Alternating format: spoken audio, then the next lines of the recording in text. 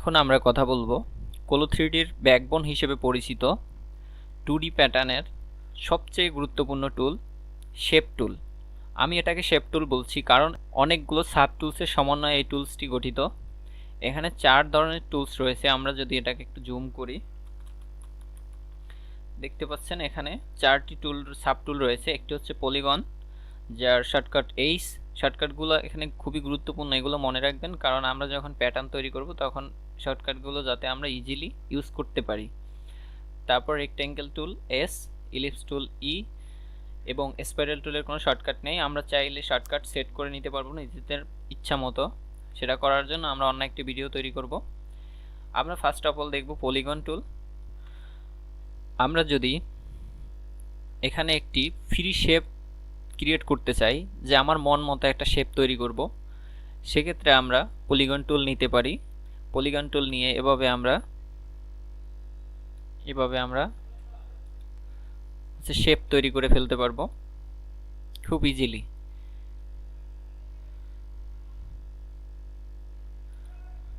এই যে এভাবে একটি ফ্রিলি শেপ তৈরি করার জন্য আমরা পলিগন টুলটি ব্যবহার করি। আমরা পলিগন টুলের যদি এক্সাক্ট মেজারমেন্টের একটি শেপ ক্রিয়েট করতে চাই, সেক্ষেত্রে আমরা এভাবে যে পয়েন্টে ক্লিক করব, দেন আমরা মুভ করার সময় রাইট ক্লিক করব এবং এখান থেকে আমরা লেন্থ সিলেক্ট করে দিতে পারবো। আমরা এটাকে যদি 17 করি, দেখতে পাচ্ছেন লাইনটি এখন 70, অনেক বড়। অথবা যদি 90 করি, এটা আরও বড় হবে। দেখতে পাচ্ছেন এটা বড় হচ্ছে। আমরা যদি এটাকে 10 করি, এটা একদম ছোট হয়ে গেল। এখান থেকে লেন্থের মাধ্যমে আপনি বলে দিতে পারবেন যে আপনার যে লাইনটি ড্র করবেন সেটি কত ডিস্টেন্সে এটা ক্রিয়েট হবে। এবং এখান থেকে অ্যাঙ্গেল হলো আপনি যে অ্যাঙ্গেলে এটাকে মুভ করা অবস্থায় আপনি এখানে রাইট ক্লিক করবেন সেটা। এবং আরেকটি অপশন রয়েছে মিরর ক্রিয়েশন। এটা দেখার জন্য আমরা একটি ব্যাকগ্রাউন্ড নিয়ে আসি। ডেস্কটপ থেকে আমরা আমাদের লোগোটি নিলাম।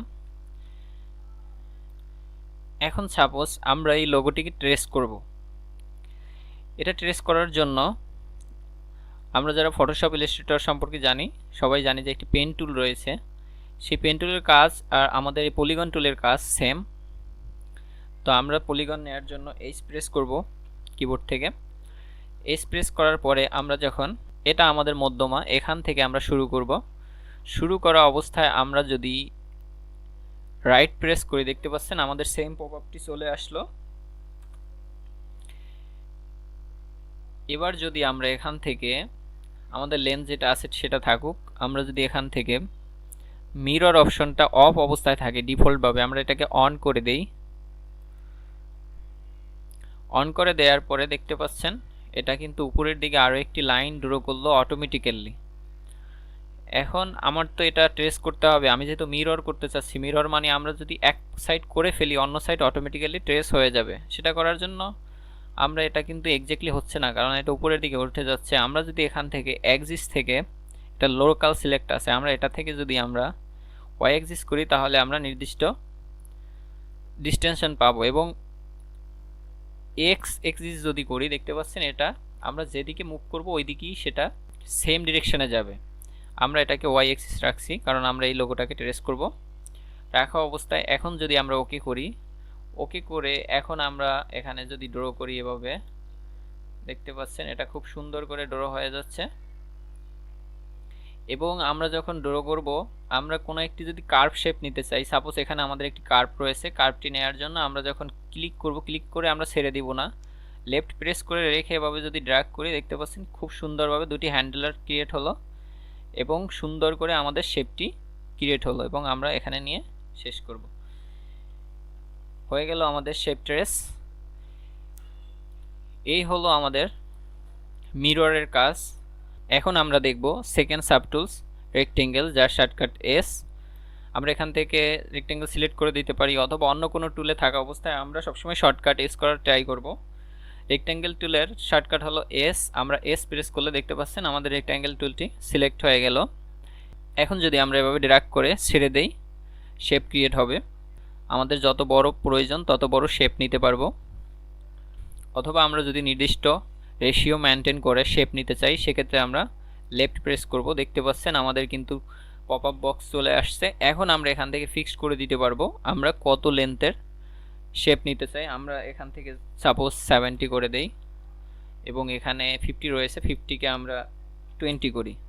দেখতে পাচ্ছেন আমাদের এভাবে একটি শেপ ক্রিয়েট হলো। এখন আমরা যদি চাই এই রেশিও মেনটেন করে আমাদের শেপটি বড় হোক, সেক্ষেত্রে আমরা এখান থেকে যে লিঙ্ক আইকনটি আছে, লিঙ্ক আইকনটি আনচেক অবস্থায় থাকে, এটাকে আমরা চেক করে দিব।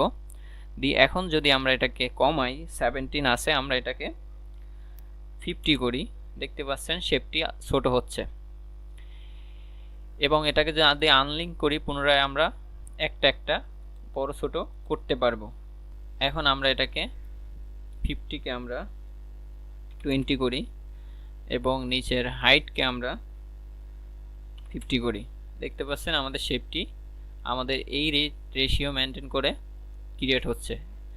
ওকে করলে শেপটি ক্রিয়েট হলো।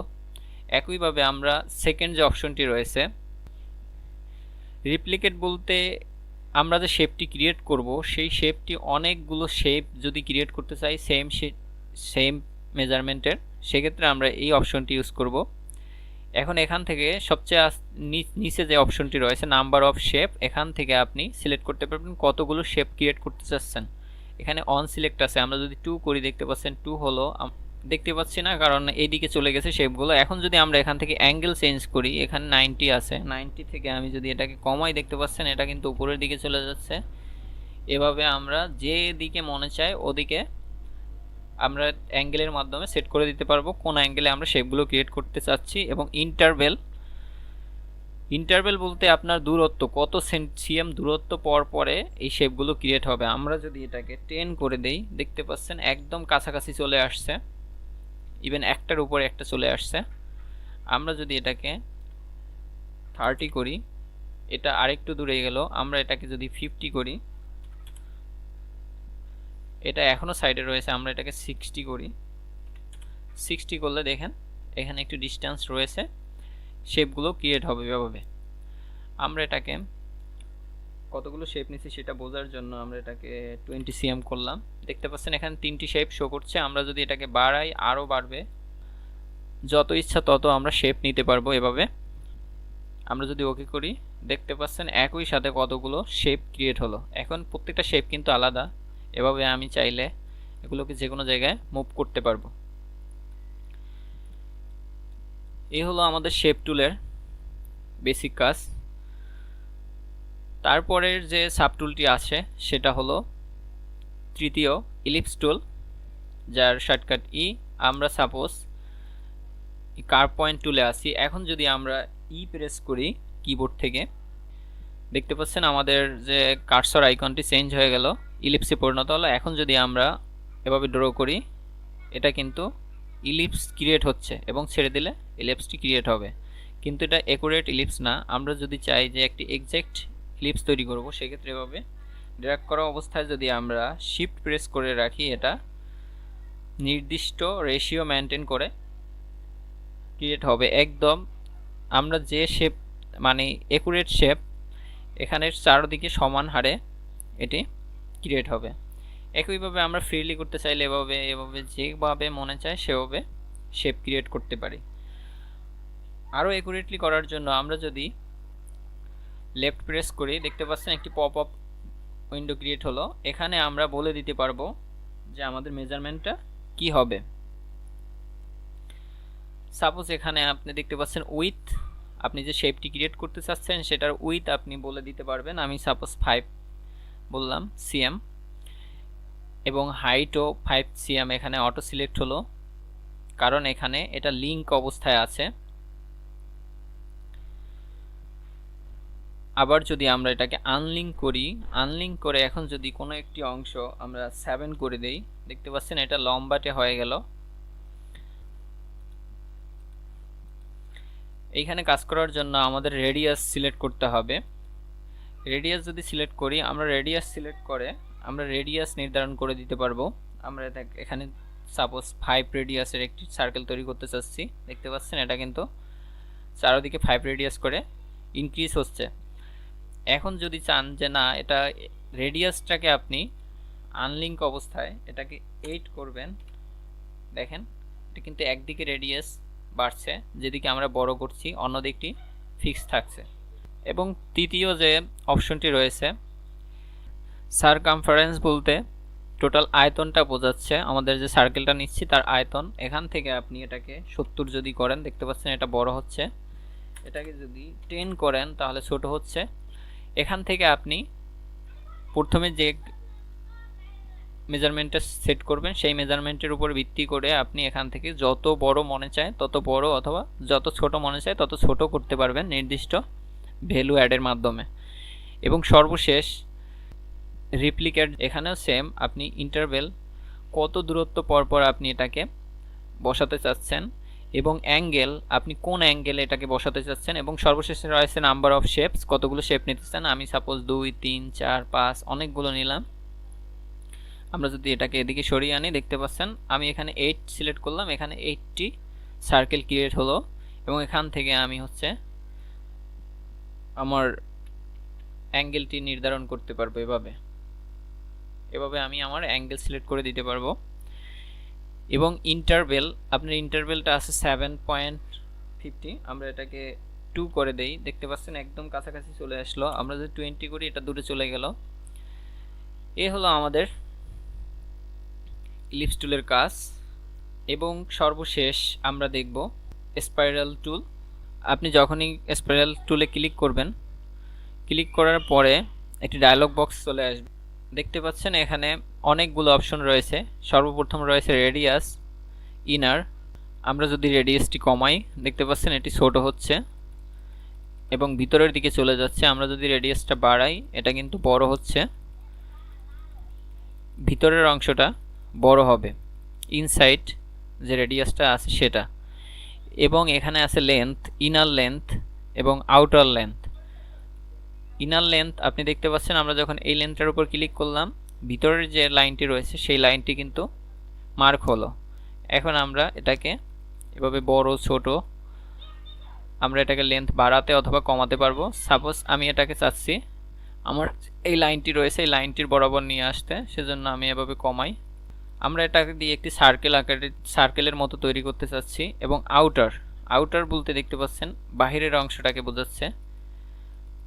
বাহিরের অংশটাকে যদি বাড়াই, এটা কিন্তু সেমভাবে আবার বাড়তে থাকবে। এটা হচ্ছে লাইন যে লেন্থটা আছে, লাইনের লেন্থটা, আমরা যে লাইনটি ড্র করেছি সেই লেন্থটা বলছে।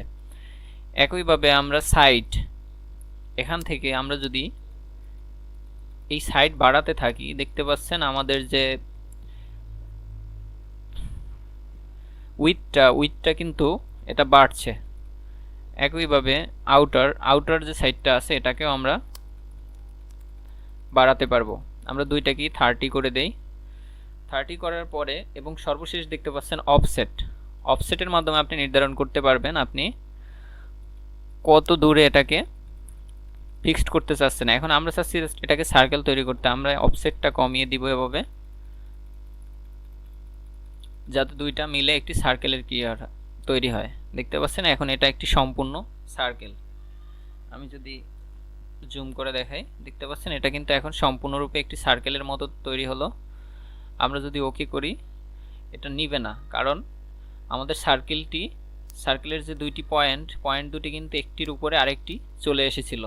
এখন যদি আমরা পুনরায়, এখানে দুইটি অপশন রয়েছে, এখানে রয়েছে ডিরেকশন অপশন, যেখানে হচ্ছে দুইটি অপশন রয়েছে, একটি হচ্ছে ক্লকওয়াইজ ঘড়ির কাঁটার দিকে, অন্য আরেকটি রয়েছে কাউন্টার ক্লকওয়াইজ মানে ঘড়ির কাঁটার বিপরীত দিকে। স্পাইরাল টুলের আরও বেশ কিছু অ্যাডভান্স ইউজেস রয়েছে, আমরা এটা দেখব যখন লাইভ প্রজেক্টগুলো করব। তো আপাতত আমাদের জন্য এতটুকুই এনাফ। তো দেখা হবে অন্য কোনো ভিডিওতে অন্য টুলসের আলোচনায়।